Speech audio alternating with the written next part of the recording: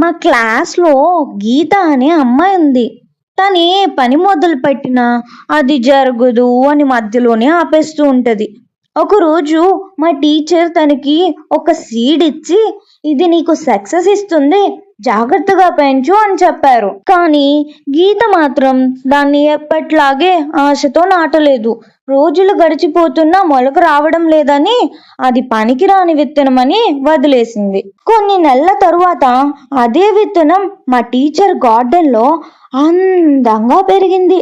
దాన్ని చూసి గీత ఆశ్చర్యంగా, ఇదే విత్తనం కదా, నా దగ్గర ఎందుకు పెరగలేదు అని అడిగింది. అప్పుడు మా టీచర్ చిరునవ్వుతో ఇలా చెప్పారు, నీవు దానిపై నమ్మకం పెట్టుకోలేదు. నమ్మకం లేనప్పుడు ఎలాంటి విత్తనము మొలకెత్తదు అని. సో నువ్వు ఏం చేసినా జరుగుతుంది అనే నమ్మకంతో చేస్తే ఖచ్చితంగా జరుగుతుంది. ఓకేనా? మూడో అయింది చాలే కానీ ఉండనా మరి. ఓయ్, అలా వెళ్ళిపోతావేంటి? సబ్స్క్రైబ్ చేసుకో, లేకపోతే నేను మళ్ళీ నీతో మాట్లాడలేను.